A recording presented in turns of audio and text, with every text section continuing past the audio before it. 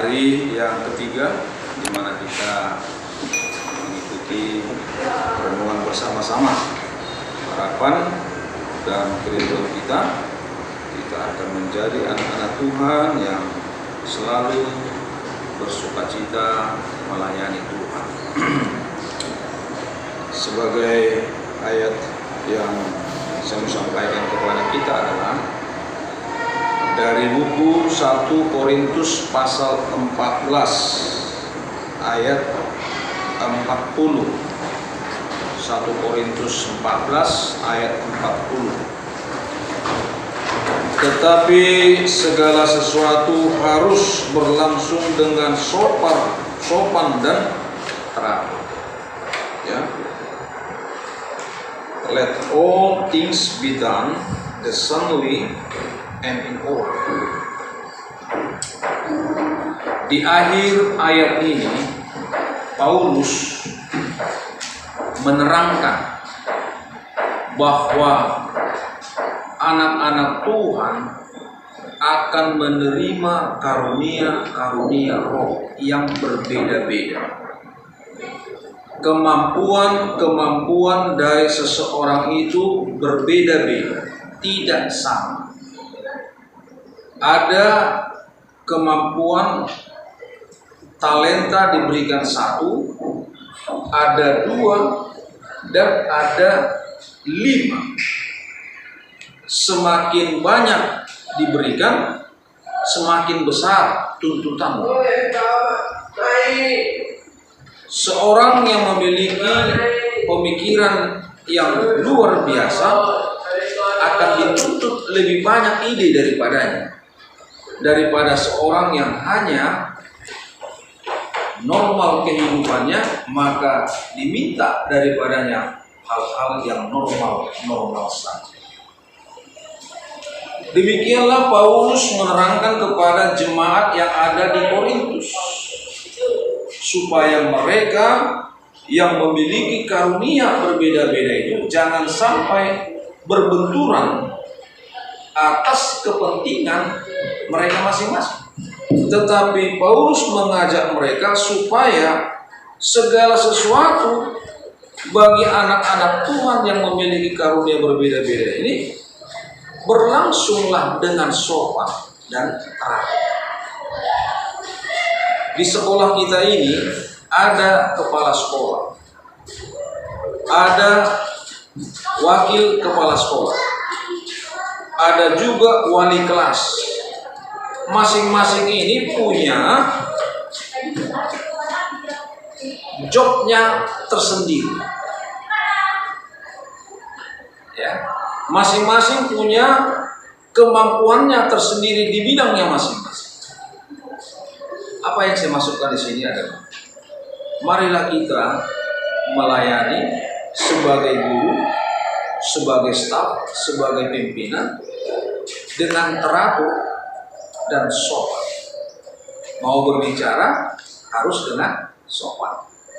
Dalam memimpin rapat, ya, Pak Marpaung ataupun Ibu Limbong, haruslah dengan sopan dan teratur. Kenapa? Karena kita ada di sini, Tuhan kasih karunia Tuhan. Jadi Tuhan menginginkan keteraturan dan sopan. Surga juga di dalam kerja surga, makhluk-makhluk yang ada di sana juga sopan dan teratur. Bagaimana mereka memberi hormat kepada Sang Pencipta, bagaimana mereka melakukan pelayanan-pelayanan di dunia. Jadi kita harus memiliki sebuah tekad bagaimana kita harus hidup dengan sopan dan teratur. Saya mau tekankan bahwa kita ini adalah tim. Mungkin sudah pernah juga didengar dari YouTube dari mana-mana atau dari orang-orang yang menyampaikan pelajaran. Tim itu adalah together everyone achieve more. Ya. Bersama-sama semua orang mencapai lebih. Kalau terjemahan langsung. Tapi artinya tim ini adalah bagaimana kita bersama-sama untuk mencapai lebih dari yang kita harapkan. Lebih dari yang kita harapkan. Nah, kalau kita berharap dari sini kepala sekolah dengan wakilnya telah mengadakan kesepakatan bagaimana kita mau mengolah sekolah kita ini supaya lebih baik lagi ke depan, maka itu tidak bisa hanya mereka saja yang melakukannya, tetapi harus seluruh elemen yang ada di sekolah ini, guru-guru, ya, sehingga dengan kebersamaan misi dan visi yang sudah dipaparkan, kalau itu didukung dengan tim yang solid, maka lebih dari apa yang dibicarakan itu mereka akan capai. Kalau sebuah tim ataupun pimpinan sudah merumuskan sesuatu ide, lalu kita tidak mendukung, maka apa yang diharapkan itu nggak akan tercapai. Tidak akan tercapai. Kenapa? Karena ada lubang-lubang, jalan-jalan yang bengkok masih perlu diluruskan. Padahal mereka harus dengan kecepatan yang sudah diatur. Mari kita lakukan tahun 2021-2022 tahun ajaran ini dengan pencapaian yang demikian. Nah, kalau kita masih mengurusi pribadi-pribadi orang, maka ini akan memperlambat pencapaian itu. Tetapi kalau semuanya punya komitmen bergandengan tangan dengan meminta tuntunan roh Tuhan, apa yang diharapkan oleh pimpinan sekolah, mereka akan lakukan lebih dari apa yang diharapkan itu. Mereka akan peroleh. Itulah sebuah tim. Nah, untuk itu Bapak Ibu, saya mau bawa cerita karena ini waktu kita singkat. Dalam Lukas pasal 5 ayat 17 sampai ayat 26. Ya. Cerita apa ya? Ya, ini cerita tentang orang lumpuh yang sakit. Apa yang terjadi di sana? Di rumah itu ada Yesus dan banyak orang yang ada di sana. Tetapi di tempat yang lain ada orang lumpuh yang sakit. Orang lumpuh ini tidak bisa berjalan untuk mencapai siapa? Yesus. Ketika dia punya harapan ketemu dengan Yesus, maka Yesus akan memberikan kesembuhan. Itulah kerinduan. Apa daya, kemampuan, tak bisa. Dia pasrah, tidak bisa bertemu dengan Yesus. Tetapi ada keluarganya, ada sahabatnya. Sahabatnya ini mengatakan, mari sama-sama kita bawa yang lumpuh ini kepada siapa? Kepada Yesus. Ketika mereka gotong, ya, pandu orang yang lumpuh ini, bisa kita bayangkan saudaraku betapa beratnya. Kalau kita pergi ke Israel, kalau ada waktu pergilah ke sana saudara-saudara. Jalan di sana tidak ada yang rata. Ada yang rata tapi sulit. Ada yang rata tapi sudah diratakan. Ya, karena di sana itu batu-batu, banyak batu-batu. Makanya kalau kita jalan di Yerusalem ke kotanya itu, ya nenek tangga turun, nenek tangga gitu, capek, iya kan? Capek.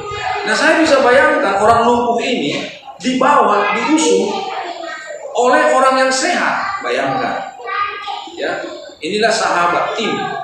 Mereka bawa, sampai di pintu, tidak bisa masuk. Karena orang tidak mau tahu dengan yang lain.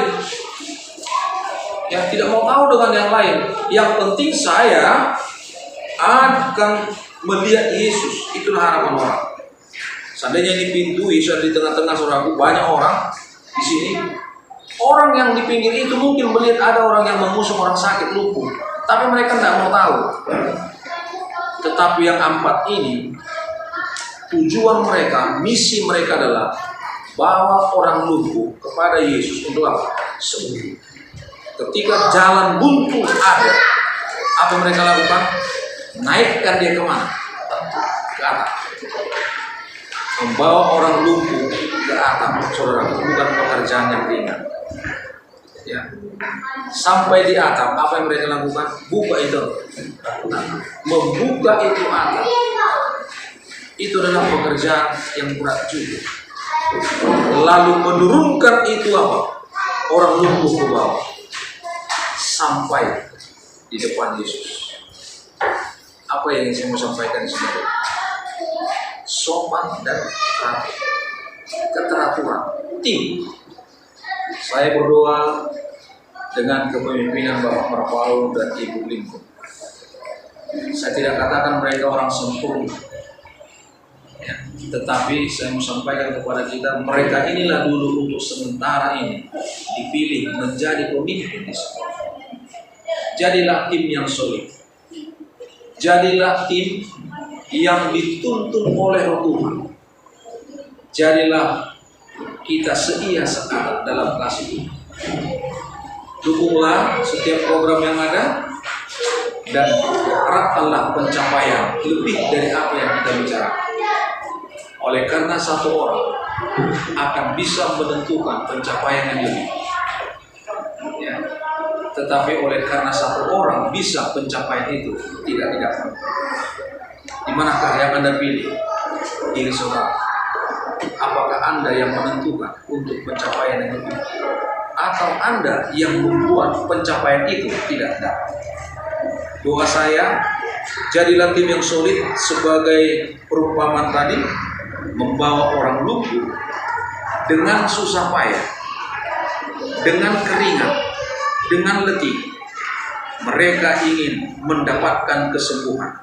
Apapun ceritanya, orang lumpuh ini harus dibawa kepada Yesus.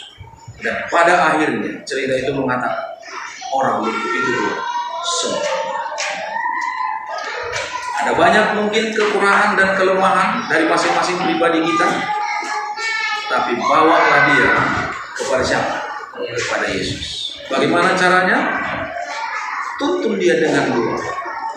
Kalau Sir David ini ada sesuatu hal yang kita mau tuntun dia datang kepada Tuhan, doakan. Ya. Karena kita ingin diselamatkan oleh kasih karunia Tuhan. Kalau Pak Pendeta kita mau kita usul kepada Tuhan, ada kelemahan yang mungkin, doakan dia, pendeta, kami mau berdoa untuk pendeta. Ada yang salah mendoakan pendetanya? Tidak ada. Tapi itulah bukti bahwa kita ini satu tim. Untuk sopan dan teratur, tapi jangan dimarah-marahi. Tapi berilah kata-kata yang ini akan menuntun jiwa-jiwa datang kepada Tuhan.